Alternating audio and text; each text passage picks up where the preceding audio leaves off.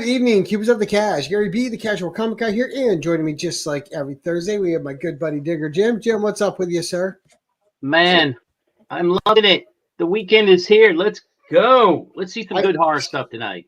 Well, I'm 12 on and 2 off, so I still have 8 more days to go for a weekend off. And of course, our guest of the hour, Adrian, aka Actual Dracula. How you doing tonight, Adrian? Oh, good. I'm doing well. How are you guys doing? Good. Back for like your third or fourth time on the channel. Yeah, tonight, I think so. Yeah. We're doing horror. And I mean, who better to have than Actual Dracula himself? Absolutely. Now, I was hoping you would have the fangs in and you would just bite into a bag of milk for us. Yeah, I mean, the fangs are a nice visual gag, but it's kind of hard to talk with them in. Right. Yeah. So, yeah. No, but so you've been wanting to do I got my horror sign. So you do. I figured that's pretty scary. I don't need to go full. Well, that's like a direct VHS Dracula right here. That's right. Yeah. Low budget. No, but it's awesome to have you back. We're going to do, before we say hi to the crowd, we're going to give a quick 2 minutes. Let the crowd know who you are and where they can find you. And, of course, your links are in the description below. But go ahead and give us the lowdown, sir. Yeah, I'm Actual Dracula or Adrian. And you can find me as Actual Dracula on Instagram and YouTube. And yeah, I'm an artist. So, if you follow me there, you can see my art. I haven't been posting too much to my YouTube channel, but you can go watch all my old videos. And yeah, I mean, that's about it. Yeah, if you're just check me out. If you're not already following me. You know what a sketch is I'd like to see from Adrian? What?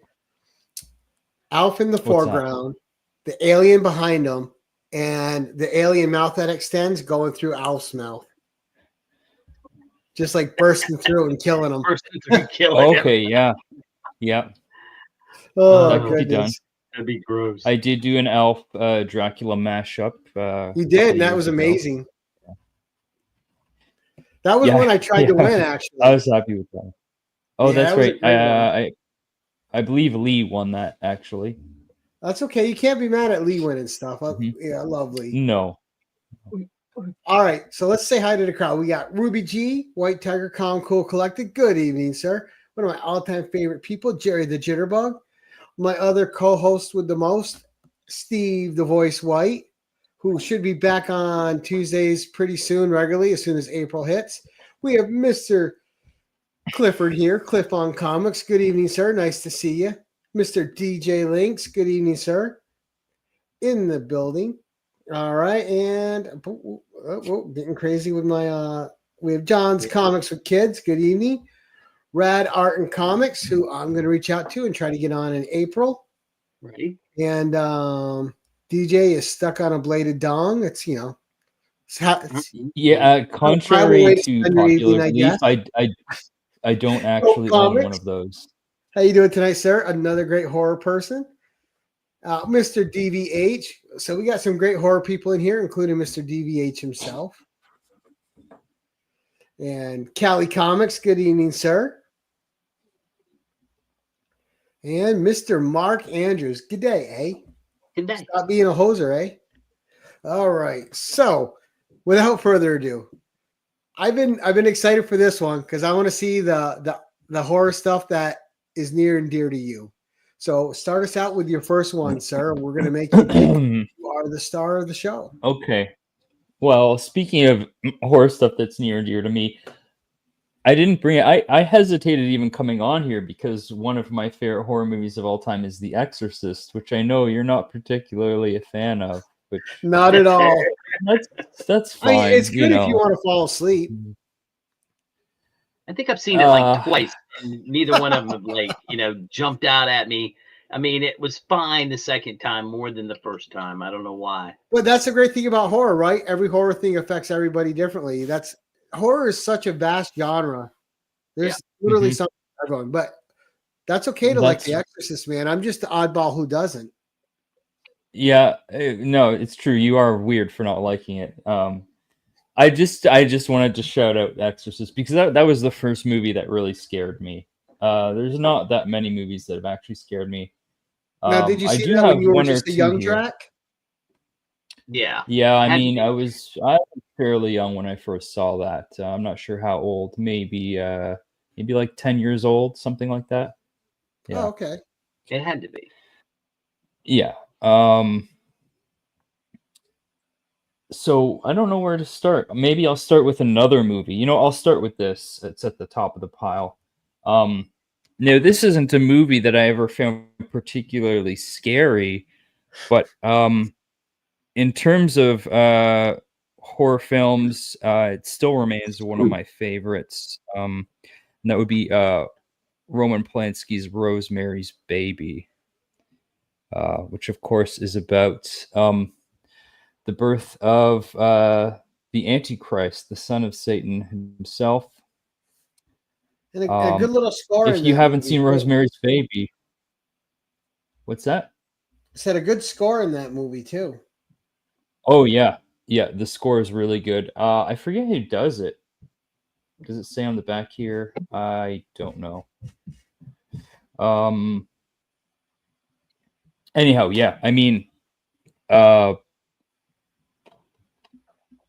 Rosemary's Baby. Of course, Mia Farrow, excellent in this. John Cassavetes as well. And yeah, this was one that yeah, I'd always heard a lot about it, and it's one of those things that I was kind of like, when I first saw it, I was like, this is what what is this? It seemed kind of boring to me at first. Maybe like how you feel about The Exorcist. I don't know if you feel the same way about this film, but it's an important film also because this was such a big part of what sort of instigated the whole satanic panic, in the 70s and 80s. This and The Omen were a big part of that. So I was gonna say The Omen would be at the top of my list, I would think. Right. I remember The Omen being good. This is like the precursor to The Omen.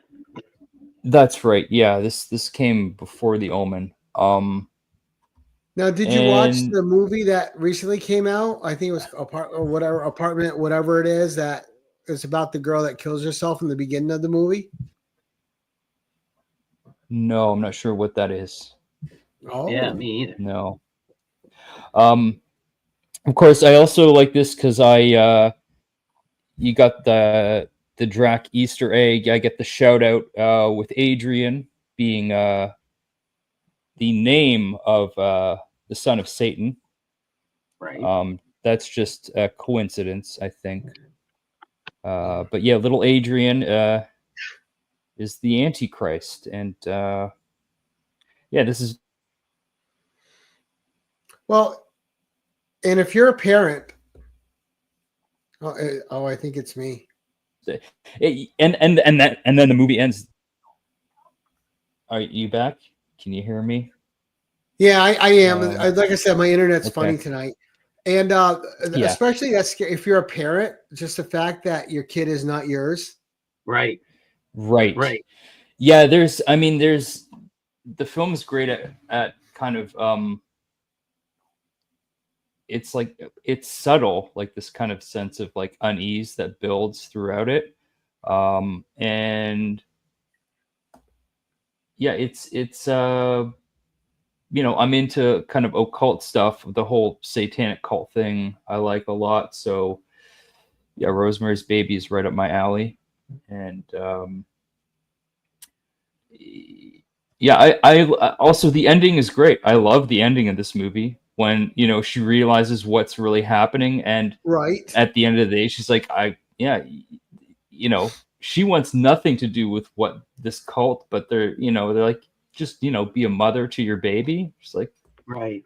I guess I could do that. My question is, why are cults always middle-aged people or senior citizens? I know, right? Yeah, they've been around for years, just waiting. Yeah, I mean, they must have been indoctrinated a long time ago, and it takes a while to build up some momentum. So, Drac, you might be interested in this. It's called Apartment 7A, and this came out in 2024. Got great reviews, and it's supposed to be about the woman that kills herself in the beginning of this movie.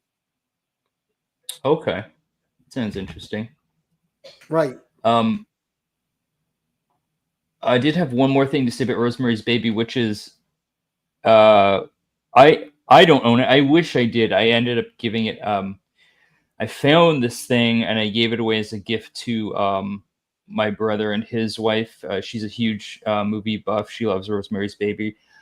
This was several years ago. I found an amazing movie poster, like a theatrical size poster, but it's a Polish poster for Rosemary's Baby, and the poster is incredible. It's all black and it's got an like an orange snake wrapped around an egg.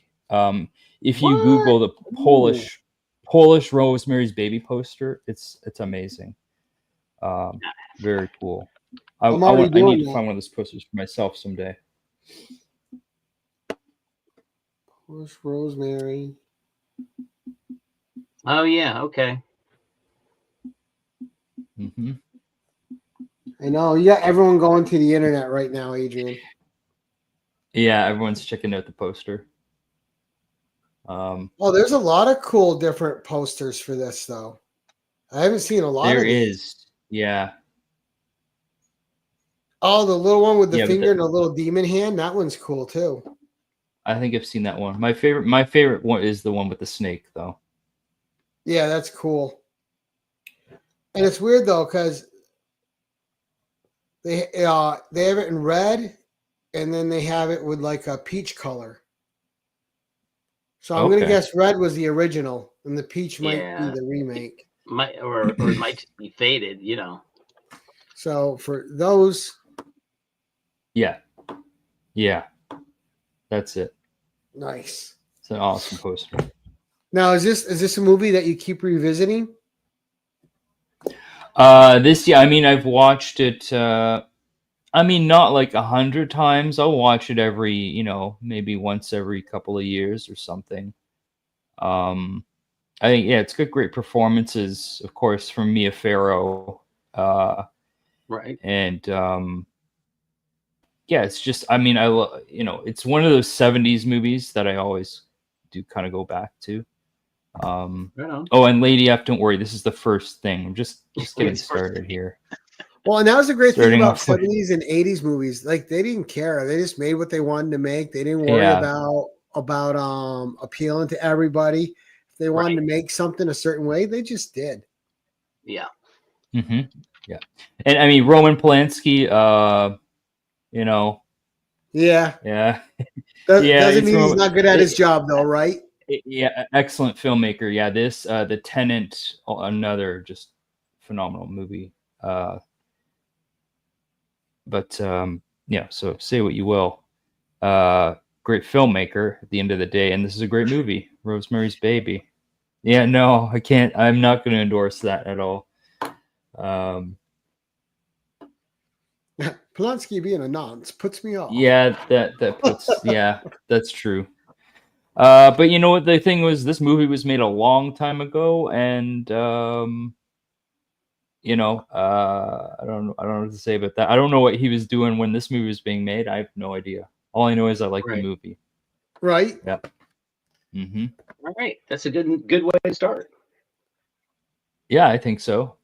I was gonna start with this hunk of garbage, but I was like, nobody wants to talk about this. Oh, let's talk about it then. No. It's not one of my picks. It's not one of my picks. You can talk about this any other time, Gary, and you will. So, although I do, I again, we just got to give a quick shout out to John Carpenter's The Thing, but that's not one of my picks. Yeah. Okay, so what am I gonna do next? I got a pile of stuff here. I'll just go with let's get into. I got a couple of Dracula things since I'm actual Dracula, so I'll start with some more Dracula, All right. and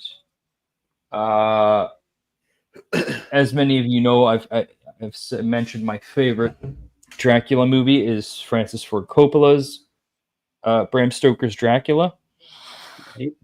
and of course, that also had I Prince think of the Darkness is best, so good, Mark. one of if not the best comic book adaptations by the great Mike Mignola.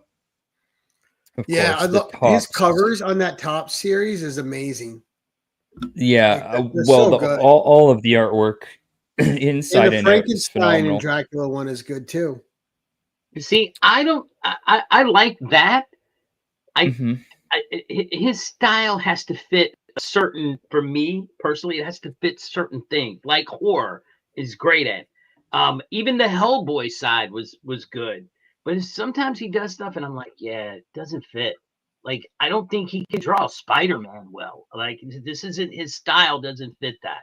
That's just me personally. I But that I I love. understand what you're saying, but I mean, I think he did a lot of great work on some other Marvel books. Like he did some amazing X Factor covers. Actually, And that I thought his wouldn't. Conan covers were fantastic that he did in the original series. Hmm. Yeah, And then he did a couple I- Conan covers on the Dark Horse series that were good too. That were great. Again, they Right. fit certain things for me. But I have the same way feelings about a lot of artists that way. I mean, there's some artists that I'm like, no, you're not meant to draw this character. Draw this, and it's fine. But Yeah, Right. we're gonna get bit. We invited him. Yeah. So this. I mean, everyone's seen this book. These are in back issue bins oh yeah, everywhere, right? In the poly bags, often still it comes with the card. But this one I found at a con. I want to say I might have picked this up at Terrificon. This has got the red foil variant, and it's got a Mike Mignola I signature. was I gonna found say, it I was gonna ask you about already that up signed. top. Now, do you have a Yeah. bagged version of it too in the poly bag still? Yeah, I have a bunch. So I have this was 4 issues. I have them all, I think, opened and unopened, and maybe some doubles and right. triples of So does that others. deviate from the movie at all? Because sometimes they do the adaptations before the final cut of the movie, and so they're based on the original script sometimes, and you get some Here's the variations thing. here and there. Okay, so here's why I wanted to show this because maybe some people don't know. Is that I mean, that's a good question. This is an excellent adaptation because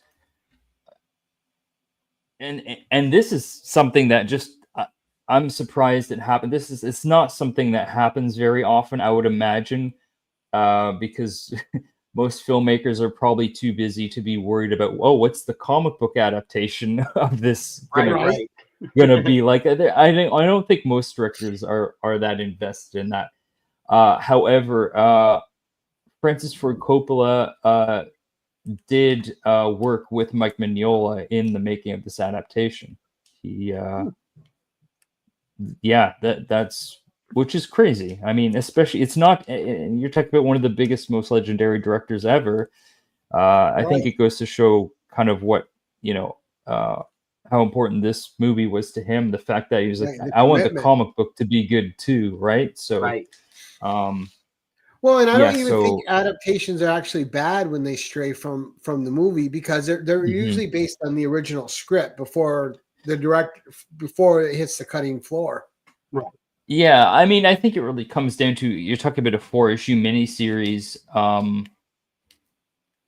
and it's really just trying to say, you're not going to fit everything in those 4 books, right? But what's important, and at the end of the day, it's Dracula, so most people are familiar with the story already, because Coppola's film is one of the most faithful adaptations to the novel. With the main difference being the love story aspect to it. The rest of it's pretty spot on Right. with the novel. But So all the Dracula movies are guilty of that. They never make Mina the hero she is, and a lot of them just combine Lucy and Mina into one character. And you're like, why? They're two separate characters. Each have a different role to play in the story. yeah, no, Kelly, that's a good point. Mignola probably never thought he would work with, Francis Ford Coppola. Yeah, and that was So I always thought that was really cool that that Coppola even took the time to be like, oh, this guy's making the comic book of the movie, and and he and just to care that Yeah, much to to work with him on that. want to be involved with it. Exactly, yeah. I do have one slab version of this. It's a 9.4. Nice. And this was an AOK. It was either an AOK or a prize. I believe it was an AOK from Remy Q Studios. Nice. Several years That ago. sounds like Yeah. them. Yeah, and then awesome back cover, of course. Yep. Dracula in the armor. Amazing. And Yeah. Mignola's style fits that so perfectly. Oh, absolutely. Yeah. You couldn't Now have imagine asked if for a you more could get perfect artist. Coppola's signature underneath Mignola's. That would be pretty sweet. Yeah. Um Do the slight chainsaw Yeah. marking. Pre-cut, yeah, pre-cut. I would not be surprised. And I'm a fan of a lot of the Topps comics. That, like their books were underrated. They had some great books. Oh yeah. Yeah, I have a bunch. I don't know that I read too many of them, but I know I have. I think I have the Frankenstein Dracula one as well. Yeah. Yeah. So that's Mignola's Dracula, one of my favorites always. Nice. Yeah.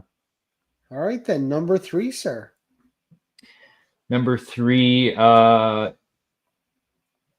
Let's go back to. I'm just gonna jump back and forth between things. Why not? That's all right. Just have fun with it. Yeah, I'm gonna go back to a movie. Now this one, I was debating whether to show this or not because it's actually been a long time since I've watched this. But when I was like, I guess a teenager, this was one of those movies that really stood out for me. Even though it's funny, I'm not a huge fan of, I'd say, horror comedy genre in general, but there's a few movies that got it right, and of course one being the Evil Dead series. Oh yeah. And so this is. So I had that, but mine is disintegrated. Like it did not hold up to time.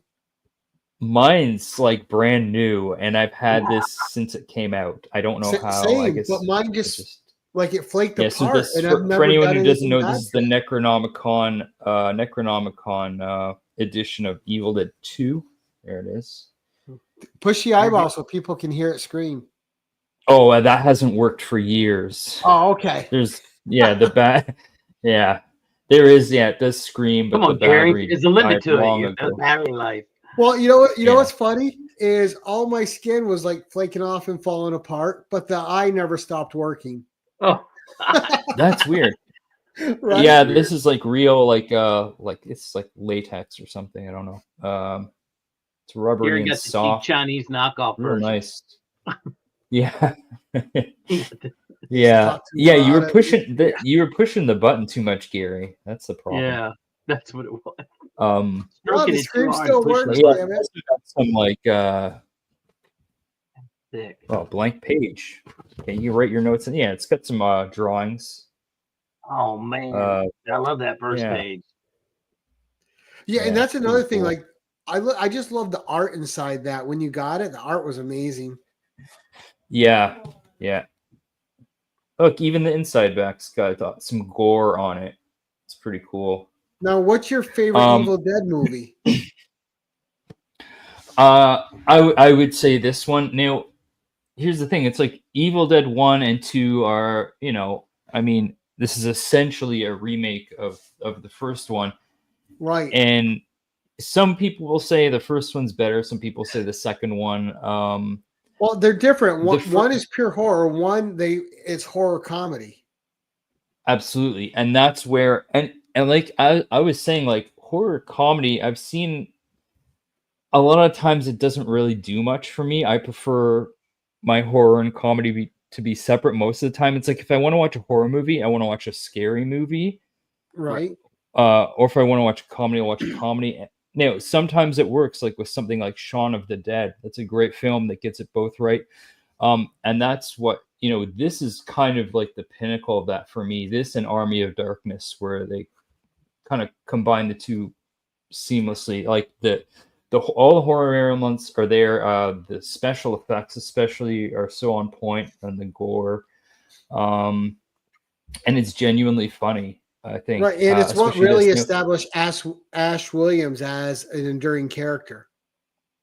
Exactly. Yeah. I mean, the first movie is great. Like the first movie has that low budget grindhouse creepy feel to it. But this, this is like a more polished version, but it's a more,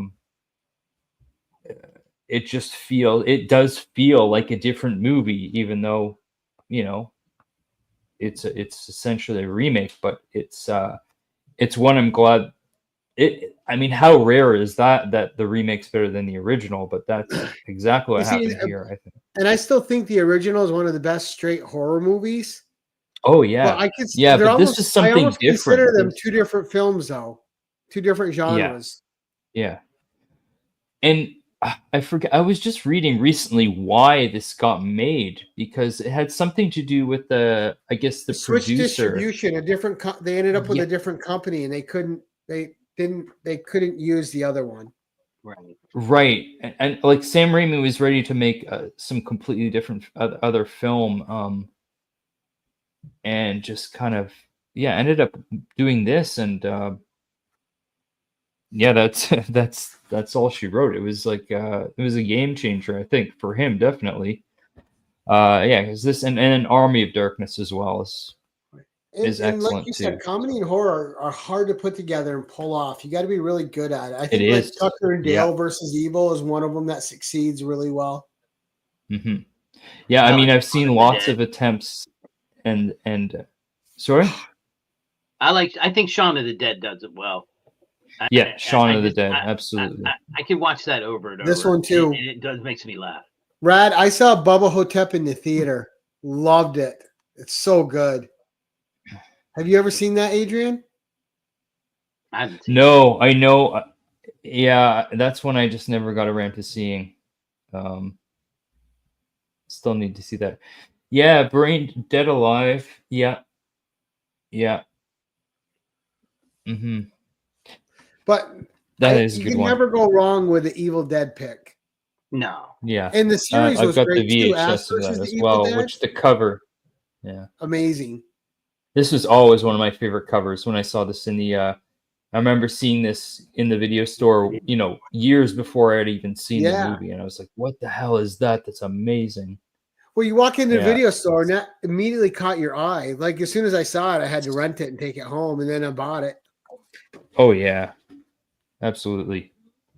But the first time I watched it, I was so confused for the first 10 minutes. And then, it's like, all right, they're just redoing it. Yeah. Like, that's not his girlfriend. That's not her. Mm-hmm. But I thought the story elements they added to it were cool too, with the father and the daughter and stuff, and the Nobis. Okay, yeah. See, it's been so long, especially since I couldn't even tell you what the differences are between the two now. I'd have to go. I should sit down and rewatch both of them soon. You see, and I watch those every year. And I love the Ash versus the Evil Dead series. I probably rewatch about once every year and a half. Okay. Yeah. Like if you never saw that, it's amazing. You wouldn't think it would work, and it's glorious. Right. Well, I do know they made a comic book where Ash saves President Barack Obama, and that looks really interesting. There you go. Question from DJ Links. If you could make breakfast for any horror character, who would it be and what would you make? Ooh. Oh, that's a good question. For Dracula, duh. Yeah. Blood sausage for Dracula. Yeah, yeah. You said I would, because I would eat that myself as well. Please don't say toast mustard. Okay. I would make oh, who am I thinking of?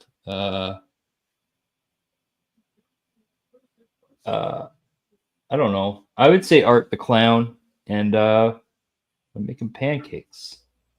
There you go. Solid. Right? Well, With toast mustard, actually. toast mustard needs butter. Butter. All Oh right, my number 4, good sir. Number 4. Okay, let's go back to a comic. Terrible Let's go back answer. to- You have been judged and found wanting you. by DJ Links. God damn it. All right. Let's go back to Dracula. All right. Frankenstein's monster and espresso. Yeah. All right. Anyways, I'm going with Gary's answer anyhow for that, because that was a much better answer. But as we all know, Count Dracula is the lord of all vampires. And of course, his first appearance in Marvel Comics is Tomb of Dracula. I could show my Tomb of Dracula 1 or my French-Canadian Tomb of Dracula, which I do have right here, by the way. Yeah, That's I the wanna see it, French-Canadian Tomb of Nice. Dracula. That is cool. They Tumbo de Yeah. Dracula. That's right. Yeah, it sounds good. Yeah. French is on point. But I was going to show this, was like, I can't read it. It's in French, so I don't even know what's happening. All right, so we're going to skip that one. But so Dracula in Marvel, yeah, he was, he's the lord of all vampires, but he wasn't the first vampire. That, of course, would be an ancient vampire named Varney, who makes his first appearance in Bizarre Adventures issue 18, is it? 33. Issue 33. So this is Marvel's, this is a collection of different horror stories. This has got a really sick photo cover as well. Check out the dollar store fangs on this Dracula. I love that. Right, the cover is pure schlock, but then Yeah, you get it inside, is. and that black and white art is like very brutal of that Varney story. Yeah, I mean, you got a bunch of stories in here, and then you have a Tomb of Dracula story called the Blood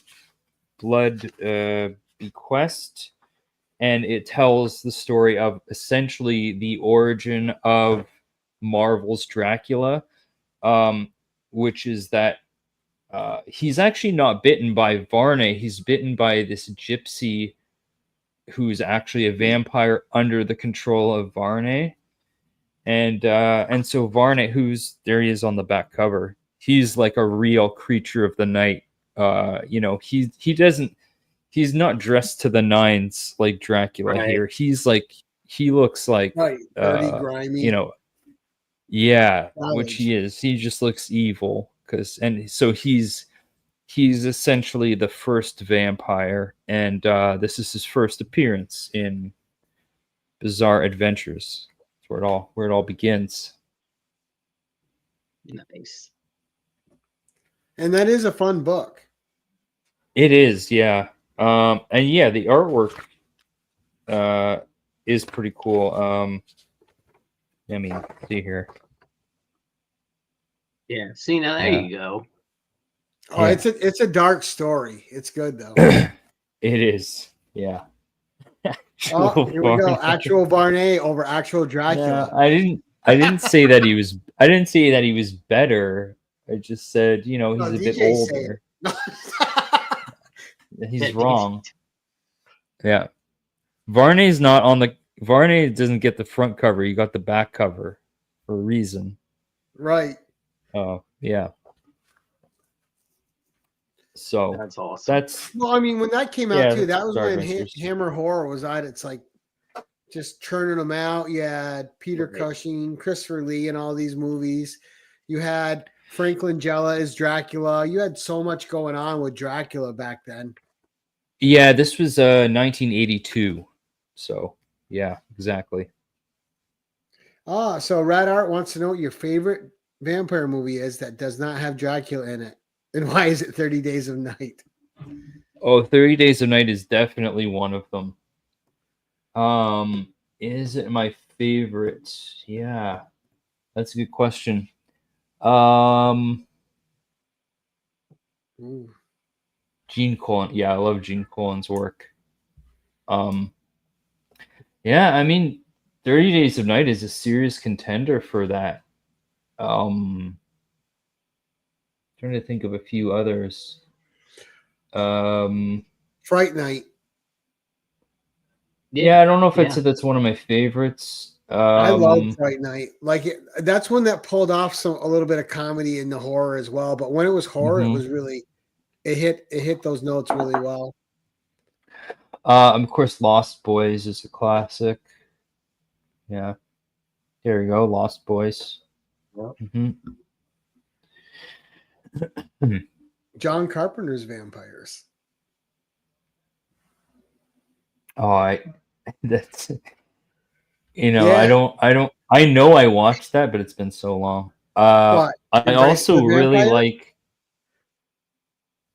there's also Vampire's Kiss with Nicolas Cage. Mm-hmm. That's a good one. Yeah, I don't even know if I could count the amount of times I watched that movie. You still say Twilight. Queen of the Damned. Queen of the Damned. I was a huge Aaliyah fan, but that movie was terrible. Yeah, I didn't. But I man, didn't that watch Romeo Must Die soundtrack, I must have played solid every day for like a year and a half. Brooklyn. Vampire Brooklyn. What's that other one that's really good? Oh, damn, I can't. It had Bill Paxton in it. Come on. Oh, yes. I was going to mention that. Night something. I always forget the name of that movie. I know, and it's so good. It's one of my favorite vampire movies. I'm going to look it up because I need to know now. Yeah, me too. Near Dark. That's it. Near Dark. Yes, Near Dark. That movie is fantastic. Yeah. TV, I would probably say that's my favorite non-Dracula vampire movie is Near Dark. Mm-hmm. Yes, thank you, DVH. See, it's DVH knows. Yeah. Yeah, of course. All right, now number 5, sir. Good pick on the Bizarre Adventures. Yeah, thank you. Number 5. Let me see. Hold on. I just gotta make sure I haven't run out of Morbius. Okay. Like Morbius, it's definitely not when he showed up in Morbius. comics, I loved them. Daybreakers. Yeah, I remember Daybreakers. Yeah. Let's do another movie, which is let's just do this because it's we're talking horror movies. I would consider this my all-time favorite horror movie. Ooh. And just one of my favorite movies ever made. It doesn't really need any introduction. That's The Shining. Oh, Stanley Kubrick. What can you say about this that hasn't been said 1,000 times? This movie's been picked apart and analyzed. There's been multiple documentaries made about it. Some very good ones as well. And but honestly, I prefer to just watch it and just experience it. Because like I was saying, The Exorcist was the first movie that really scared me. Unless you count, I would say actually, the first movie that ever scared me that I have a memory of is Gremlins when I was really young. Yeah. Get them wet. But then it would have been Gremlins, and then The Exorcist. But then this movie kind of upped the ante and scared me on a whole other level. Well, that movie was an I don't even know if atmospheric masterpiece. that's not even the right word. Although there's genuinely terrifying scenes in it. It was just the whole thing there's just so much tension that few movies have ever been able to replicate like that. In Kubrick images does. that stick with your mind. Like not only that 100%. one, but you got the twins in the hall. You got him frozen at the end. There's just so many iconic moments in that movie that freeze frame in your brain. Him at the top of the stairs. And they're ingrained in pop culture and parodied so many times and used as inspiration for other things, for good reason. That was a Karen Black movie. Iconic. One of the most iconic movies. And I was going to bring this up, but Rad did. Dr. Sleep was fantastic. I expected nothing out of that movie, and I thought it was incredible. It was better than I expected, for sure. I mean, for me, I wasn't huge on at the end. There was kind of a bit of the, I guess, felt like a bit of pandering to nostalgia by like having all the callbacks to stuff from The Shining, which was like, I thought it would be better without that, but I understand why they did it. There wasn't too much of that. It wasn't too much of that. The movie does hold up on its own. Yeah.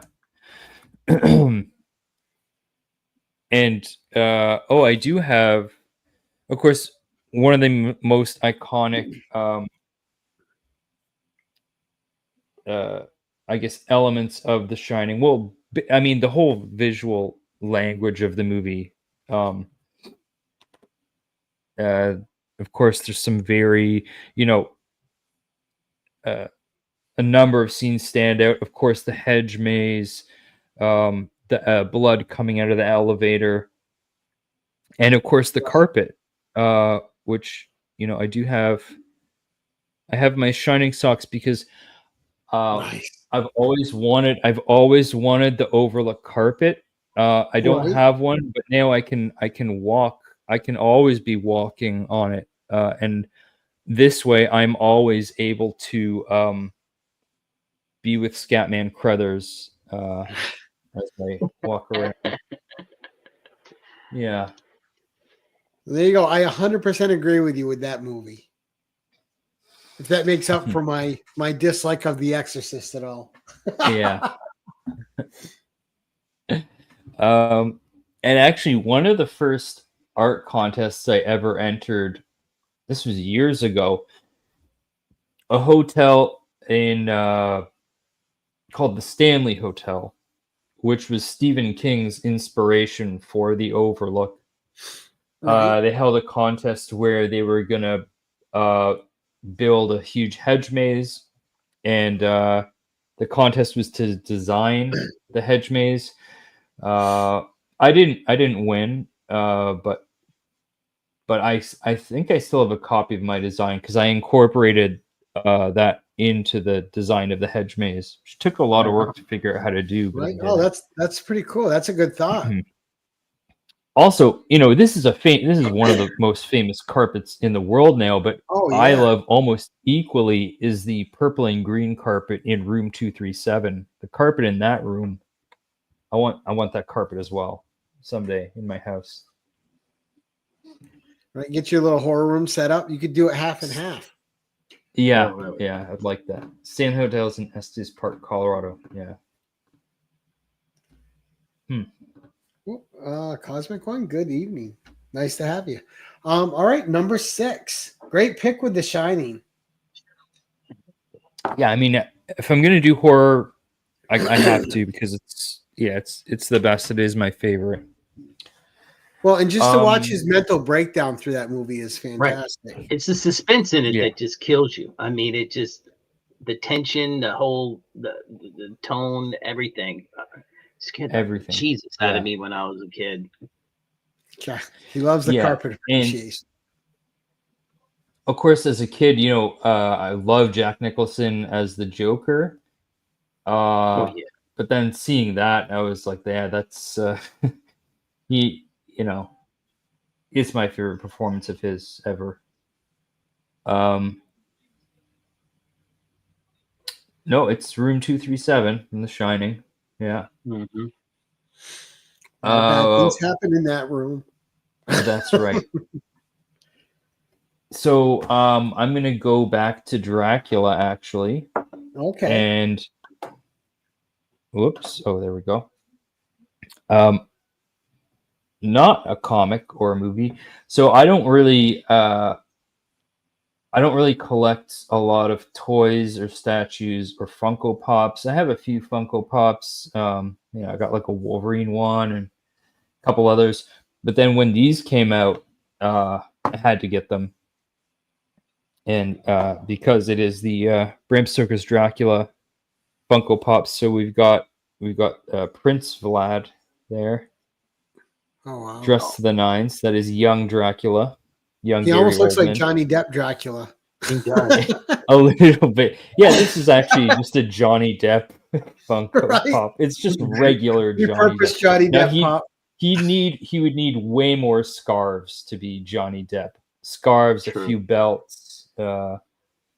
Yeah, but that's Oh, I do have a Val Kilmer Funko Pop, Doc Holliday from Tombstone. Oh, there you go. But that's neither here nor there. We're talking about Dracula. So there's We know it's Gary Oldman, Mark. We're just saying the pop looks like Johnny Depp. Yeah. I do love his glasses. He's got the blue glasses. It's not really showing up, but they are blue, dark blue. And then of course we've got Vlad the Impaler with the red armor. Oh, and nice. sword. Yeah. There was a version made with the helmet, but I didn't get that one. I'll have to get that one eventually. Did you get the Complete old one set. with the big white hair? Yeah, really cool. Always loved that armor so much. And then this was the Chase variant. Ooh. And because there was, I forget what the original old Dracula, I forget what he was doing, but this one, it's the old Dracula licking the razor. Yeah. So. And Gary He's Oldman, got he's the just butt- one of those actors, butt like hair. he just becomes whatever character he's playing. Yep. Oh yeah. But yeah, I love this with the razor. One of my favorite scenes. Okay, focus. God damn it. There you go. That's cool. Yeah. And the butt head with the tail. Sally Comic Love said that. Mr. Burns. Mr. Burns, yeah. Yeah. Oh my god. No, those are cool. So I don't those think I've are- ever seen those yeah. before, Drac. Yeah, I love them. Yeah, like I said, I don't really collect Funko Pops, but these ones I had to get. If they made a Mr. Burns one, Dracula Mr. Burns, I would definitely get that. Oh, you know what? Did you ever see Blood Vessel? I don't think so. So that's free on Tubi and Prime. That's a pretty good vampire movie. It takes place on a German ship where these people get rescued and they can't figure out why they're not getting swamped by the Germans when they get on the ship and killed instantly because they're Right. out to sea in a lifeboat. But there's a vampire problem on that ship, and the vampire. I've heard of design that is happening amazing. before. Yeah. Yeah, not in the Demeter. This is a different movie. Right. Yeah. That sounds cool. And Callie didn't know those Yeah. pops existed either. So there you go. Yeah, they came out, I want to say, about 4 or 5 years ago. Nice. Mm-hmm. All right, number Yeah. 7. Number 7. Okay, so 7. Okay, yeah, I got the right number of things here. Just when I need to double check. No, you're okay. Let's go back to comics now, and of course, when it comes to horror comics, of course, Golden Age horror is all the rage. Everyone loves that stuff. EC horror, Right. and I agree, that stuff's great. But if you want to get into collecting that stuff, that's gets pretty pricey. I mean, Yeah. Oh, yeah, exactly. understandably, a lot of that stuff's hard to find, and a lot of people that collect it probably don't want to part with it to begin with. So yeah, you pay a premium Right. on a lot of that stuff. So I don't even, that's not. I don't go anywhere near that. It would be very cool to get into that stuff. And the comics themselves are really cool. The ones I've read, that's something that's a deep rabbit hole that I've barely scratched the surface of, like all the EC stuff. There's just too much to read in general. So for me, when it comes to horror comics, the pinnacle of the stuff I enjoy, this is it. This is the top of the heap, which should be Alan Moore's run on Swamp Thing. For me, for horror comics, it doesn't get much better than this. And just comics, these are some of the best comics ever made, in my opinion. So that's like a coffee table book, right? I mean, that thing is huge. So this is the Absolute Edition. This is Volume 3. This I actually won. This was a giveaway from Paul, Sector 2815. Wow. Yeah, Paul gives out fantastic prizes, man. Yeah, that dude puts them out there. Yeah, so this is amazing. It's the only one I have, Volume 3, but I do have I have the trades. So I just I haven't even looked through this thing that much because I just read the trades, but the cover on this thing's insane. So good. And it's fuzzy. Like it feels like moss. Yeah. Yeah, you can see it's like a velvety. Yeah. But yeah, I would say my one, I guess, scratch the one sniff too. thing... You smell the swamp if you scratch it. Scratch and sniff. So you get the nice big pages, although I will say my preference with the trades is the paper and the coloring. I much prefer in that because it's essentially the original. This is like a remaster. I don't know if it's recolored. Looks like it. I'm not a huge fan of that, but anyways, just this whole Alan Moore's whole run in general is some of the best comics ever made. I think it's one of my favorite things Alan Moore has ever done. And there's some stories there in when he starts to get, I'd say about 5 to 10 issues into this run. I'm trying to remember some of the titles. I can't at the moment, but some of those issues are still some of my favorite stories ever. And of course, the artwork is incredible. Now, when it comes to Swamp Thing, I mean, Bernie's the king. Bernie Wrightson is my favorite horror, one of my favorite comic artists, period, of all time. But the work on this run as well it's so perfect for the stories Moore's writing and for the character. With John Tolobon and Steve Bissette and Rick Veitch, all are just they kill it on this series. Some really incredible artwork, and some pretty gory stuff as well. Not so much gory, but like just real horror stuff, real body horror stuff. Right. It works so well. Yeah. So I have a question. So I got this book and I've never read any of the Swamp Thing, but I got this in a mystery box or something, and somebody said, and it says anniversary issue 50 of Swamp Thing. And it says on the back, though, it's the first appearance of the Justice League Dark. Does that look right to you? I mean, did that happen? I mean, it says more on the bottom. Yeah.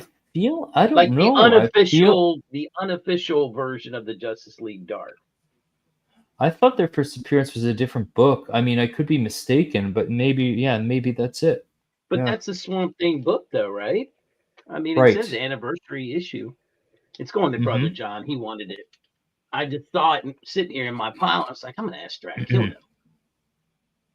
I mean, Aaron says, yep. So that must be it. Yeah. Okay. Cosmic One, yes, I am on Instagram as actual Dracula. But yeah, for anyone who hasn't read Swamp Thing, I mean, you won't be disappointed. That's a bullshit first appearance. Calm down, Cliff. Is it? Thank God. Okay. Calm down. Yeah. I would ask Mark about that for sure. Yeah, I really don't care. I was just curious because I think it used to be listed as Justice League Dark 1. I've got that, but I don't want to take off from Jack. Go, Jack. Anyways, if you've never read it before, you're curious, you want to dip your toes, pick up the first trade. Pick up Volume 1 of Absolute Swamp Thing. The cover is like this, but a smaller trade paperback. Absolute Swamp Thing, Volume 1. I mean, right off the bat, Alan Moore just starts going into, I think, starts writing some of the best comics DC's ever published. In my opinion, is that now, whole did you run. collect any of the floppies of that run, or you just got the absolute version? I mean, I have some floppies. I don't have that many Swamp Thing floppies. I mostly just buy ones with covers I really like. Yeah. So yeah, I have a bunch of late 80s, early 90s Swamp Thing books. But it's mostly trades that I've read it in. Yeah, and it would be nice to get all volumes in this, but I think there's 4. I don't know. But I'm happy with the trades. The main thing is like just reading it, and those are books I could read again and again because the story, the artwork is also good. Yeah. Mm-hmm. And then we have a used like a place called Wonder Book and Video where I bought so many trades, like all the entire, well, not all of them, but most of the Walking Dead, those big like thick the compendiums. Yeah, I bought those there for like cheap because they're like secondhand. So I'm sure they probably. I'll have to look at. Maybe they have a copy of that there. Nice number 8, sir. Okay, we're on to number 8. Let's go with back to a movie, and this was one of those, I guess, pleasant surprises. We all like to be pleasantly surprised by things. When I first heard about this movie, which was, God, I don't know how long ago that was. Let me see. Oh, wow. Yeah, this is going over 10 years ago now. Wow. I remember reading about it, and I was like, that doesn't sound so great. A movie about a haunted mirror. I was like, I don't know. But then I saw it, and I was like, oh, shit, this movie's great. It's Oculus. I did enjoy that movie. By Mike Karen Flanagan. Gillan's fantastic in it. Yeah, she is. Yeah. DJ's anti-pleasant surprise. Oculus is one of my favorite modern horror movies. I just think it's so well done, start to finish. Excellent script.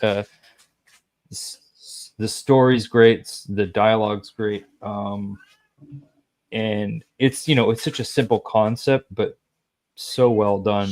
you know. Yeah, Right, if 'cause, you I mean, haven't seen it's Oculus, hard to execute, and they nail it. absolutely, yeah. And of course, this was the first thing I'd ever seen by Mike Flanagan, who later on went to do some really great things like House on a Haunted Hill and what the hell's the other one called? The vampire one. Spoiler alert.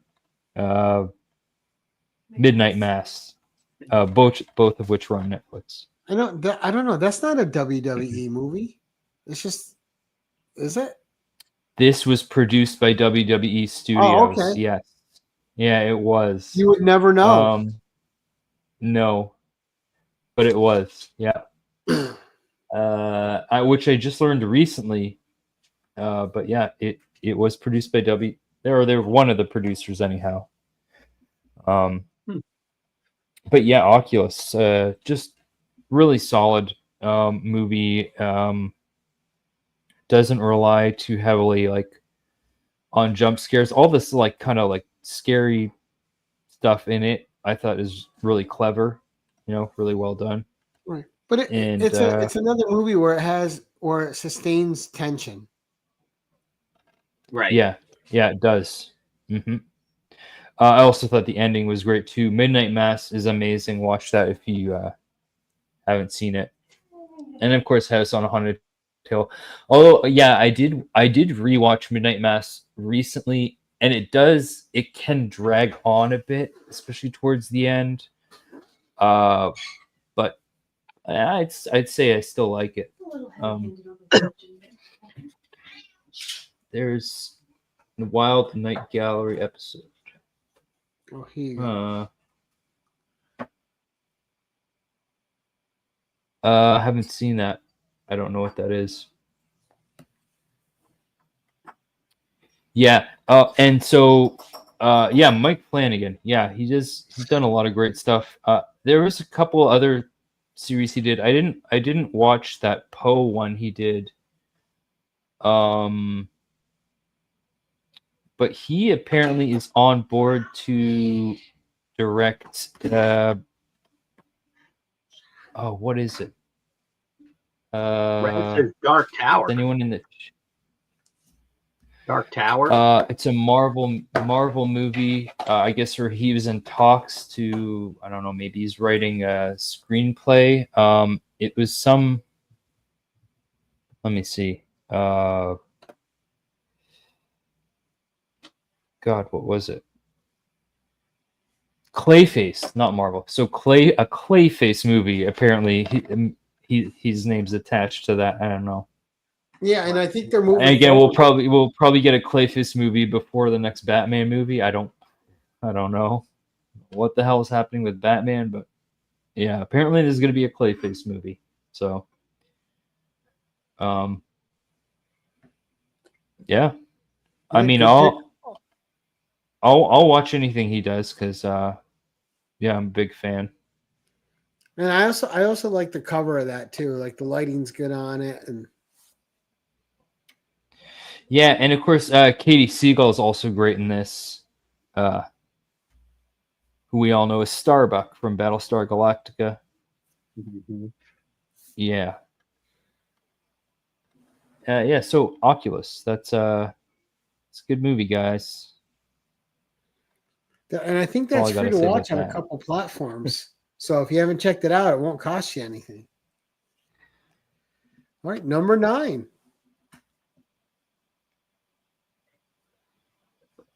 Number 9. Let's go to a comic now.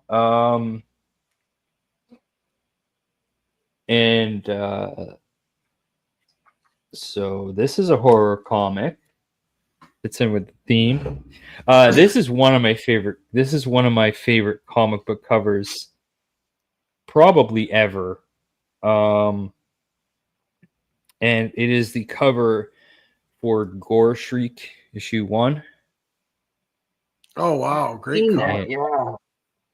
Yeah. Never heard of that one, Jack. Never heard of Gore Shriek number 1. Okay, so Gore Shriek is like a horror horror, I guess, kind of anthology style, in that it's like usually a bunch of short stories. And for the longest time, I only ever had this issue and I think one other. And then at Heroes Con last year, I hit the jackpot and I found like a ton of issues of Gore Shriek. There's not that many, but I found most of the rest of the run. So that came home with me. But this one, issue 1, is significant, not only because it has this incredible cover, and the guy that drew the cover is, I forget his name, but he's actually a big kind of special effects, practical effects guy that's been working in movies for years. I know he's worked on a lot of big movies. He worked on the Aliens versus Predator movies, and even before that, some other big movies. But this is significant because this is Greg Capullo's first published work. And who's the publisher of that? Yeah, what is that? The publisher name, I forget the publisher name. It's an indie publisher. Yeah. But yeah, it's Capullo's first work that is signed by Capullo there. So he does. I forget if he's the penciler or just inker, but he does on one of the stories in this. It's Capullo's first work. That's at Fantico. Yeah. So Gore Shriek, just amazing cover, really cool book. And yeah, I'm a big fan of Capullo as well, so I was really happy to get this. And when I got him to sign it, it was at a con a few years ago. First time I met Capullo, he's the coolest dude, man. He's like just so. He was chatting with me and some kid for a while, and yeah. That's cool. You always like it when your artists are down to earth. Yeah. Absolutely. Yeah. It looked like it was Rough House Publishing. I just looked it up. Yeah, I think that might be. I mean, Garrett by Doc Fantico. did say Fantico. Yeah. Mm-hmm. Yeah, Fantico. And yeah, so I was really stoked, as stoked as I am to have this. Finding all those other issues that I've never seen in shops anywhere before. So that was, and I found the mother load at Heroes Con. I found a whole stack of them, of all the different issues, and then some other related horror indie books by with the same artist. And it's always kind of cool to see where some of these famous artists get their beginnings from, right? And a lot of them's horror. Mm-hmm. Yeah. Yeah. It is in pretty good condition. It's got a bunch of spine ticks, but other than that, it's good enough for me. Yeah, probably from the 80s, right? Gotta be from the 80s. It is, yeah. Yeah, it's gotta be from the 80s. It's got that. The trade dress is very 80s. The Gore Shriek. Yeah, no doubt. Yeah, it's so good. I want to say, yeah. I mean, I don't know the exact year, but it's got to be. I want to say it's like 89 or something like that. 88. In the 80s, I'll look it up. 89. Rad says 89. Yeah. Doc says 90. Okay, pick one. I guess they're gonna have to fight it out. It's a year apart. Same thing. It looked 80s. That's what I said. All right, number 10, sir. Great book. God, thank you. Yeah, Gore Shriek. So that's number 9. I'm on number 10. Okay, so I have okay. Before I show this, the story behind this is because this is something I this is something I probably would never buy for myself. Just probably wouldn't. But my mom. So last year it was Christmas, and my mom had recently got into kind of discovering online auctions. Oh, In her area. My mom lives up north, so she would find these online auctions. But people selling stuff in her area, Right. and the thing is, you can find things for like dirt cheap, like next to nothing. And yeah. but she's like, I found this on an online auction, and I thought you might want it. And I Oh, had boy. no idea what it was. I had And I no want to see idea. this because he's cracking up. Just And I stop opened it. it up, Yeah, no. and it's just, well, the thing is, this is brand new in the box. Like, you can tell when these things have been used. This has never been used, and it is a life-size Jason. Oh my gosh, Voorhees. Jason.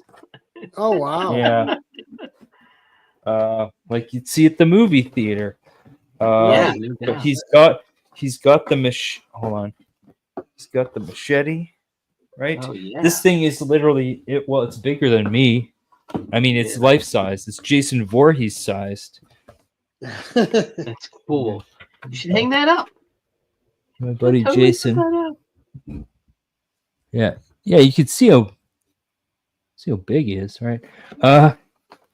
Yeah. So I don't know what I'm gonna do with my buddy Jason here yet. Right now, he's just staying in the box until I don't know how. I don't know where I Put put him him. outside behind the tree. Right. Get the Yeah. shit out of people like at Christmas time. I mean, at Well, Halloween. I think next Christmas I probably will set him up and wrap some lights around him. That's kind of that would be quite cool. the idea. But yeah, so it's Jason. Nice. So cool points for the mom. Yeah, at least she's thinking Yeah. of you. I know. What was my It's fun just, like? it's one of those things that I love it. I would never even think to like, oh, I'm gonna go find a life-size cutout of Jason Voorhees. I would never think to get this for myself. But the fact Yeah. that she got it for me, I'm like, I'm glad I have it. I love it. Yeah, it's Yeah. awesome. They're still That's debating great. the gore streak. Yeah. The second Oh, printing yeah. was 90. Guys, we've Okay, moved on to the life-size Jason Voorhees. I don't know if Yeah. you I know they got to see catch what's up. happening here. Yeah. So I mean, Yeah. They're it's disrespecting his your full mom. body. It's everything. All of them's here. Look at that. Full Nice. package. The full Yeah. package.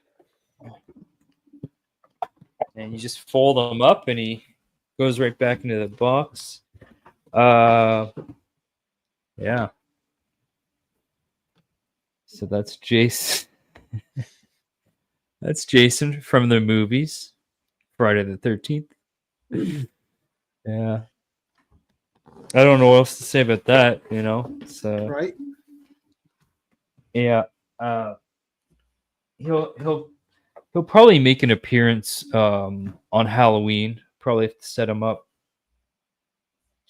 The problem with That this Jason is looks slippery. yeah, he is. I don't know how well it comes apart once it's got like this series of like tabs with adhesive Yeah. things. Right. I don't know how well it comes apart afterwards, but I don't think it's meant to. I think it's meant to be thrown away once it's used. So once you, I mean, you're gonna have to, you might have to usually, play with yeah. it a little bit. Yeah, figure out a way to Right. prop it up with Yeah. some. You have carpentry skills. See now you need Yeah, a life-size I can Jason rig Voorhees something. glass case to display it. Yeah. I'll rig something together.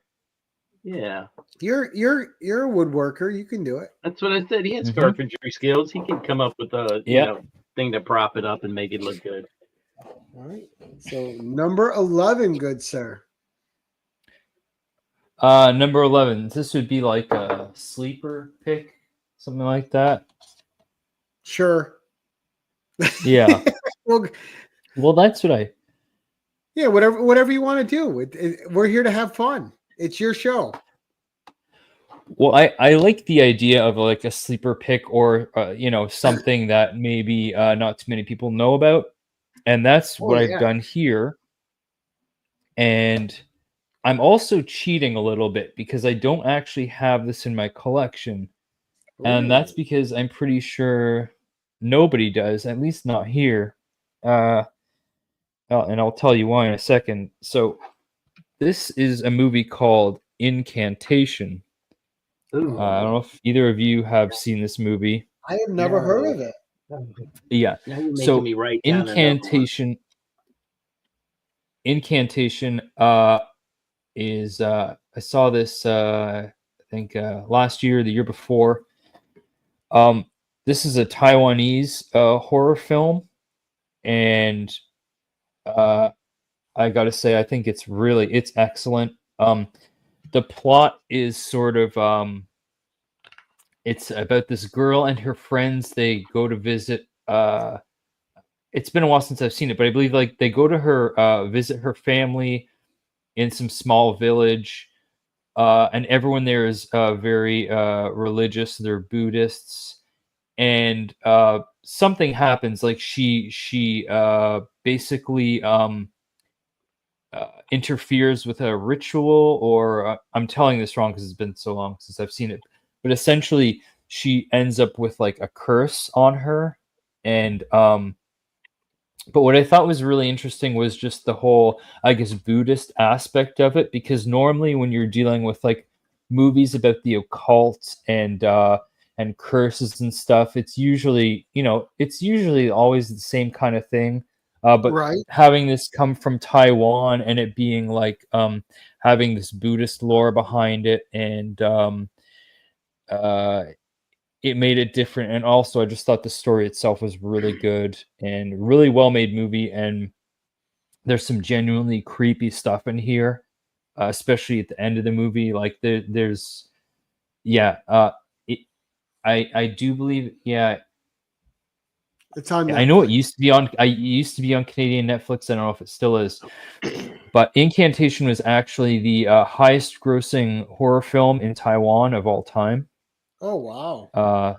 Yeah, and not many people here seem to really pay much attention to it, and I think a big part of that is or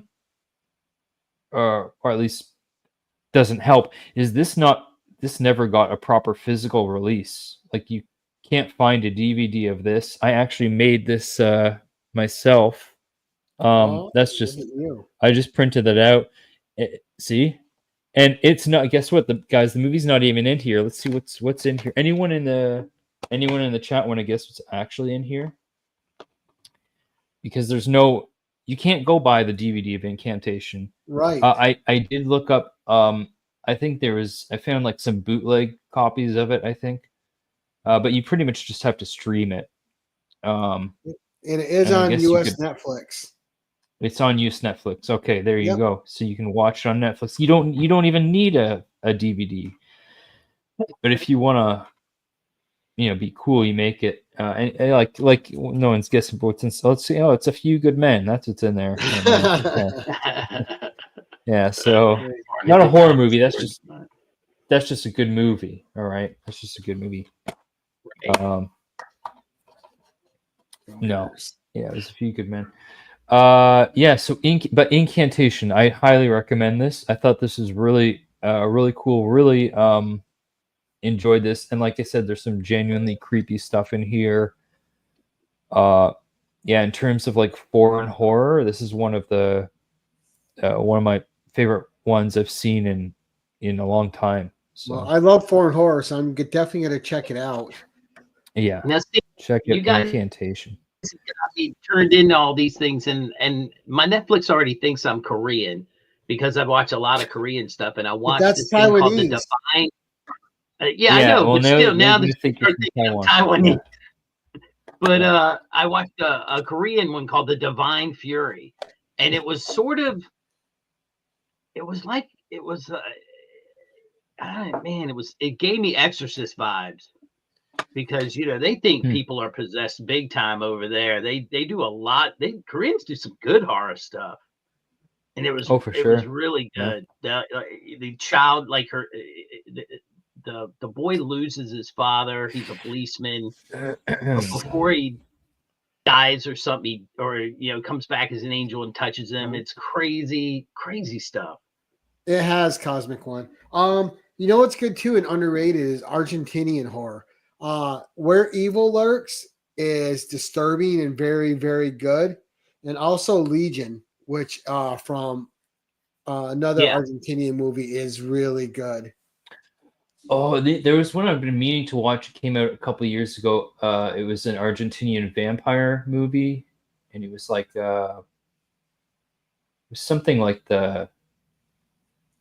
one of the politicians was a vampire or something. I don't remember, but it looked really good. Right. Oh, thank you. Yes. All right, so I guess that brings us to number 12. Good obscure pick. Incantation. Watch it. It's on Netflix. Just watch it. You can't. I'm gonna have to watch it now. You don't even got to pay for it. No, man.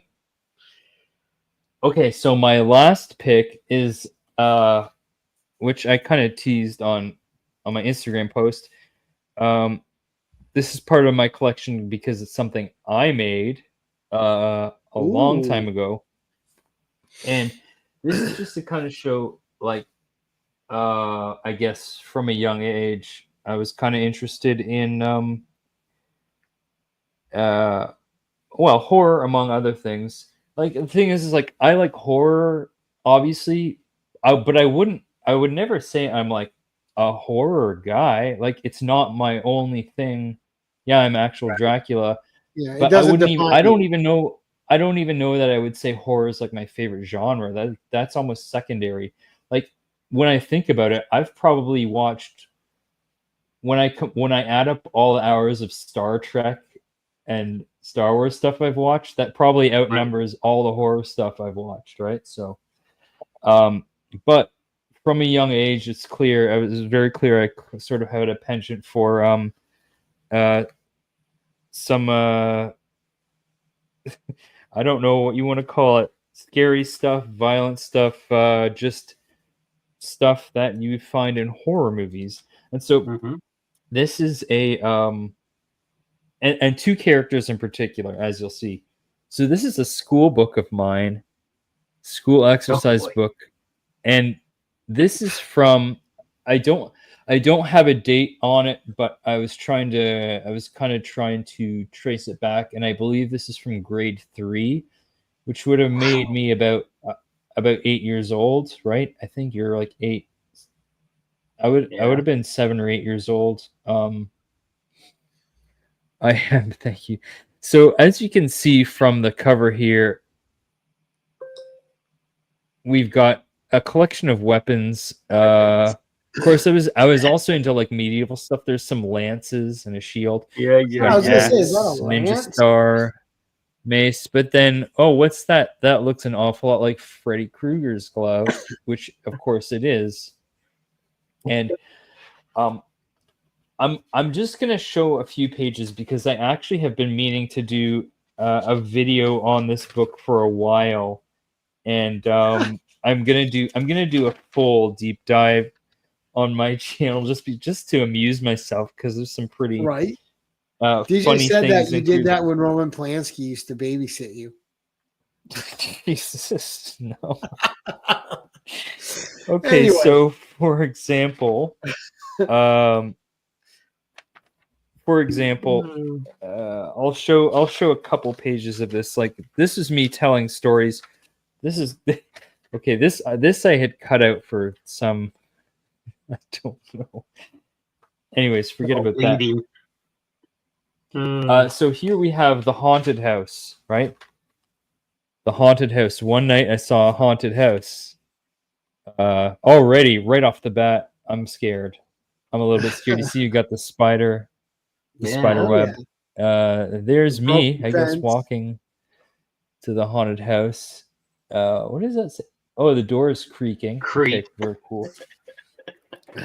And then Oh my god. I went in, the door slammed behind me, slam. Then the door opened and Freddy came in. So there's Freddy Krueger. That's Freddy really came good for in 8 years old, Drac. the door. I ran down the hall. Okay, so Freddy came in. Let's just found this. Let's just kind of take a moment to understand what's happening here in this story. So far, I'm walking down the street. I see a haunted house. The door opens. I go in. Then Freddy comes in. Then I round down a hall, but I bump into Jason. So not only do we have to deal with Freddy Krueger, but now Jason is there as well. He held up his axe and he tried to chop me. He missed. It looks like I wrote it got twice. It got stuck in the rug, to be continued. To be continued. So dun dun dun. Man, I hate it his when my axe got axe stuck gets in the rug. rug. Yeah. And Maybe it was from The Shining. so this is one of my Freddy versus Jason stories, of which there's more than one in this book, actually. And what's interesting is I remember, so from a very young age, I was really into Freddy and Jason, especially Freddy. Freddy Krueger is my guy. He's my favorite. But what's funny is I hadn't even really seen any of those movies, any of the Nightmare on Elm Street or Friday the 13th until several years later. But I was well aware of Freddy and Jason. I had, friends at school told me about them. I'd probably seen clips on TV or something. And, I had a cousin that had like Fangoria magazines. So as soon as I saw like Freddy with his glove and like his burned face, I was like, that dude is awesome. I was like, I love that. I don't know why, but Freddy and Jason as well. And then, so I was writing Freddy versus Jason fan fiction from like 7-8 years old. And so you can imagine how disappointed I was when I actually got to see Freddy versus Jason movie. And I was like, this is not at all what I was hoping for. I wanted Jason being stuck in the ground. I wanted Jason to get that axe stuck in the rug, and I don't recall that ever happening. Yeah. They didn't so stick to your script. Yeah. So yeah, and there's more other weird stuff in here. Like the killer cows. Again, I'm not gonna go into this too deeply right now. The only way to kill the killer cows is to shoot them with a bazooka. That makes sense, actually. I still stand by that. Yeah. Stuff that everyone can have. And yeah, I mainly just wanted to show that for the Freddy.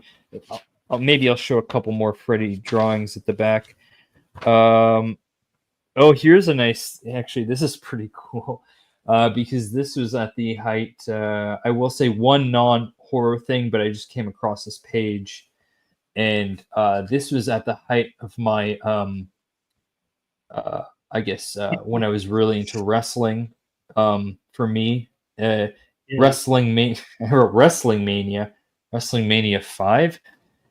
This is just a short story. It was the day of WrestleMania 5. The first match was the Demolition against the Powers of Pain and Fuji Stooge, and Smash hurt Fuji badly. Yeah, so I don't remember watching that. I guess I did, but he wants to know if you'll continue the story. He wants to know what happened to the rug. It said to be continued. Now, I don't know if I ever actually... I might have just moved on to some other story because I don't know what happened. There is... Oh, hold on. Yeah, there is more Freddy and Jason stuff in here, but I don't know if it's a continuation of that story or a whole other story. Yeah, here's Freddy. Here's now. I'll show this. This will be the last thing I'll show for now, maybe. And then, guys, subscribe to me on Okay, on the two YouTube. things. You guys have to see the back page because it's the best. But subscribe to me on Actual Dracula on YouTube because I'll do this soon. I'll do a full. I'm so proud of this. I gotta say, looking through this now, I'm like, this is blowing my mind, actually, guys. And you know what's funny? This isn't even making me feel old. You know what made me feel old is today I found out that Hot Ones has been on YouTube for 10 years. Hot Ones is 10 years old. Can you believe that? I couldn't. Anyways, this actually is pretty cool because this is just a 3-page story. A Nightmare on Gladstone. One night I heard a noise. And there's me sleeping. Just look at all those Z's, right? You're deep. That's hardcore Scream. Steve. Yeah, that's hardcore Steve. I woke up and went downstairs. It's pretty steep. It's a pretty janky looking staircase. I don't know. Went down page. And then what happens? Oh, and then I saw Freddy scraping his knives on a chalkboard. To be continued. Oh, and then we went full color on the next page. Look at that. Yeah. Oh Yeah, my that's ocean story. That's something completely different. That's an underwater adventure. One day I went swimming in the ocean, never to be continued. So that's that one. Throw you for You're a loop one and there. done. One and done. But what I like about this Nightmare on Elm Street story, and it's creeping me out a little bit, is it's called Nightmare on Gladstone, which is the name of the street I currently live on. You know. Oh, nice. You know, go figure. Yeah. It's prophetic. I did live on another street called Gladstone when I was a kid, I guess, as well. So, and I'm just gonna wrap this up with showing you just the one last back page because I'm real proud of it, and it is Jason stabbing Freddy's hand with his machete. Nice. Yeah. Freddy's hand got really big on him. Yeah. Yeah. R.I.P. Oh, look, R.I.P. Jason. So nice. I don't know. I mean, it looks to me like Jason's winning, but who knows? Yeah. So that's my school book. And it's that's cool, man. Some of it, anyways. Yeah. It's funny, like how active your imagination is back then. You can just come up with so many things. Oh yeah. Yeah, especially because I was just basing it purely on what people had told me about the movies and just images I saw, but I had not seen. I had yet to see Nightmare on Elm Street or Friday the 13th. It was more like word of mouth and like seeing pictures of them. Yeah, and I just based it on that. Right, and I mean, they were so entrenched in pop culture, you probably saw pictures of them everywhere. Oh, for sure. Yeah. All right, cool. Great stuff, Drac. That was fun, and man. It might also be a big part of why, of course, I've been a huge hockey fan my whole life. But I've always really been into goalies. That's my favorite position. And I think Jason might have something to do with that. Oh. So who's your favorite goalie ever? It's funny. I mean, I'm a Leafs fan. But my favorite goalie ever was Patrick Waugh. Oh. Yeah. For Leafs goalies, I'd probably say Felix Potvin. I was going to say the cat, right? Yeah. So hold on. I'm not ignoring you. I'm getting, someone was asking for someone's link, and I want to put it in the chat. So let's see. I know jack about hockey. I've been to like a couple of Caps games where they played Pittsburgh and people just were nasty. And I was like, yeah, all right, I've seen hockey enough. Yeah. Waugh was incredible. Also, Waugh's playoff record is like untouchable. And I doubt any goalie will ever do as well in the playoffs. Also, really like Dominic Hasek. Man, if only he was the He was number really one good. rated goalie ever. Oh wait, that's Martin Brodeur. That's right, New Jersey Devils. Yeah, yeah. And no, of course Brodeur was good, but for me, I was more into Patrick Waugh. But I loved one of my favorite things though. Well, Patrick Waugh was a huge tennis player too, which I really appreciated because I love tennis. I played tennis for over 20 years. I did not know that. But Yeah. The part I liked is he had enough confidence in himself when Montreal screwed him over and that coach left him in and he just quit on the spot to go right over to Colorado and win the cup that year. Yeah. And like what a screw you Montreal moment that is. Like, that was yeah. I mean, that was a boss move that was from great. Patrick. It really was. Yeah. Yeah, hockey's such We got to fight for cat. My cat ashes. Well, if you check around his nose, he snorted something. It might be your cat's ashes. It might be. Yeah. I'm saving those for I'm saving those for the 10-1-1 different ashes edition. Right? God, yeah. I brought dead people. I don't know how I'm gonna pick out. Oh, just 10 urns. I can or no. If we'll see. You might have to go steal some urns. It might make the cut. I don't know. No promises. No, not at all, Mastodon. One of my all-time favorite hockey players in hockey history is Cam Neely. Cam Neely was amazing. I wish he was healthy more. Every time Cam Neely was in a Boston game and they were playing the Devils, I already counted the Devils down 1-0 going into the game. I'm like, fuck, Cam Neely's in. They're gonna get at least a goal because for a huge guy, that guy had the hands of an angel, man. He could feather anything in there. Cam Neely was fantastic. Yeah, Cam Neely was good. Obviously, as a Leafs fan, how would you put it? I'm not a fan of the Boston Bruins particularly. I'm not a fan of the team, but I always respected Cam Neely. I always liked Cam Neely. Sure. Well, it was the same thing with Patrick Waugh. I was like, I wasn't particularly a fan of the Montreal Canadiens, although he made me a little bit at that time. Montreal was like, they were pretty good. So, you had Denny Savard on the team back then, and just so many greats. Mm-hmm. But Boston, I don't know. They made some pretty crazy trades, and I don't know what's gonna happen with Boston. They're still a good team. They're just the Leafs don't have the best history with them, that's for sure. Now you see, Jack, you're talking about things that make you feel old. What makes me feel old is watching a whole sports figure's career, and then they've been retired for like 10 years. And you're like, I watched them when they were a rookie all the way up through my team, play their whole career, and now they've been retired for 10 years.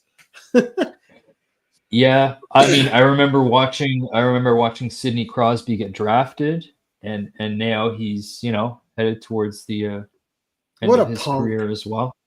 Yeah, I never liked Sid the Kid. No, I'm sure he's an excellent person, but Leafs versus Boston is always a good player. But Jack, I also grew up on Hockey Night in Canada, so I was watching Ron McLean and Don Cherry every weekend. Of course, yeah. When Friday night came on, so Mark. Like the Penguins have had some of the biggest whiners, like Mario Lemieux. I'm a superstar. Don't hit me. Just, that's the thing. Wayne Gretzky played. That's all right. I guess the gloves are off. Yeah. But I mean, Lemieux cried. I got so sick of Lemieux crying when he got hit. And why Wayne Gretzky is the great one. Which is crazy because he was a big dude. Right. But he was a whiner. I mean, he had all the skill, but he whined. And but Gretzky just played the game. Gretzky had a moment here or there, but no one ever saw the ice like Gretzky. Those blind cross the rink passes right on someone else's tape. Just that dude had It's unreal. Had hockey sense like nobody ever did. Just kidding. Yeah. This MacGyver just kidding you all. But all right, let's wrap it up, guys. Yeah. Exactly. He whined all the time and he was annoying. Yeah. Well, he was a diva. I'm a superstar. They shouldn't be allowed to hit us. That if you could score over 30, 40 goals a season, you shouldn't be allowed to get checked. Obviously, he didn't say that, but that was like the persona he put out. Yeah, I mean, I was never a huge fan of him either. Yeah, for me, it was the Gretzky ego I hated the most, but the Devils made him pay for it. Was oh my gosh! As soon as I went to say his name, it left me. That guy, I hate him. No, the Flyers guy who refused to go. He refused to go to the Nordiques or the Jets. I can't remember. Oh my gosh. Eric Lindros? Yes, Eric Lindros. Eric Lindros. Yeah. Yeah, he played for the Oshawa Generals, and Oshawa is where I lived when I made this book. It's just a city just outside of Toronto. Lived there for a few years, and Eric Lindros played for the Oshawa Generals, and then when he got to the NHL, he just got way too many concussions, and That's the end. And didn't want to play for Quebec, which I know Quebec fucked that whole thing up. Yeah. And I miss some of those old teams. I'd love to see the Whalers come back. I'd love to see the Nordiques come back. Sure. Yeah. Yeah, and I think the East Coast of Canada should have an NHL team. I don't know why like Halifax doesn't have one. There's a market for it, but right. Who knows? All right, so let's go around the horn. We're going to start with you, Jim. What's coming up for you, sir? You better damn well have something that's coming up this time, Jim. I do. I'm going to be doing I'm going to be doing a shout out video, and I got some books that are coming in actually, hopefully next week, and I'll be showing some of that. But yeah, I need to do a shout out video because there's some people that I've been watching on YouTube, and they need some shout outs, and I like doing that, especially if it's somebody that I like watching. There you go. And coming up for me, next week we have Hall Yeah making his first appearance on the 10-1-1. And then we have Austin Light back on promoting his book. So we got a couple things going on there. And we've got some new faces coming. Then we're going to have the week after that, we're going to have Scotty Vaughn on for the first Erotic Covers 10-1-1. And then we're going to have Side Quest Comics on the 27th to end the month. So we got some new guests and we got some returning guests. We're going to have a lot of fun with that. And Drac, what's coming up for you, sir? Any appearances in the forthcoming future? I don't think I have anything planned really. And in terms of my channel, there's a couple videos I want to make, including that book. I want to make that soon. It's just a matter of when I get around to them. Will happen when it happens. Because I'm focused. My energies are focused more on artwork right now, especially because I'm just getting started working on a new project that I'm drawing. It is a comic called Murder King, and if you, I would be most grateful if you could follow on Instagram murder_king69. That's on Instagram. And that is a comic book I am drawing. It is written by our very own Bleecker Street Comics and Cali Comics. And so if you follow us there, you'll get more updates, projects. moves along. And yeah, I'm not going to say much more else about it right now because we're really literally just starting out. So yeah. All right. So what I'm going to do though is I'm going to put that link in the chat right now too. That way everybody can go find the Murder King really easy. There it is. Nice. Yeah. Yeah, I'm really excited for this. It's going to be an awesome book. I'm stoked to start getting on to the working on some pages here. So that's what I'll be doing. Yeah. There you go. And yeah, I might even do some videos of process on that. Right. And Murder King is a direct sequel to Maniac Cop, right? No affiliation with Maniac Cop. This is its own. This is its own thing, its own world. Excellent. But yeah, it's pretty cool. But really go check them out on Instagram, guys, to actually find out what it's really about.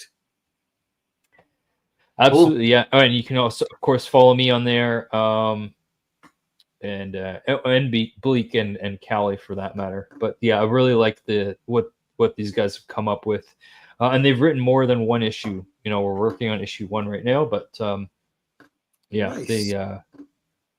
nice. So I'm excited for that. Well, when you guys are ready to put it out there, you'll have to come back as a team, and we'll do in the hot seat with the usual suspects on it, and get you guys out there. Right.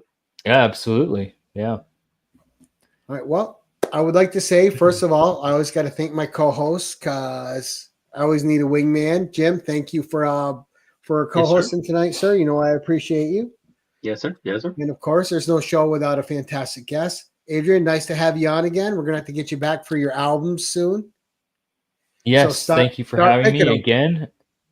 Yeah. I think I know when I started thinking about it, I was like, oh, I know exactly what I'm going to pick. And then I kept remembering other ones. It was like, oh, shit, yeah, it's not going to be that easy. And I have a small collection. Like it's not big, but everything's good. So yeah. There you go. Yeah. And of course, a big shout out and thank you to our chat tonight. Thank you guys for being here and for giving us a great show. And for those of you catching us on the rewind, click on those links that you saw in the chat if you have the live chat going next to it, the replay. But look in the description below and hit those links for Adrian and follow him on IG and YouTube. And you guys know how we like to end this thing. We're going to say keep it casual and play ourselves out.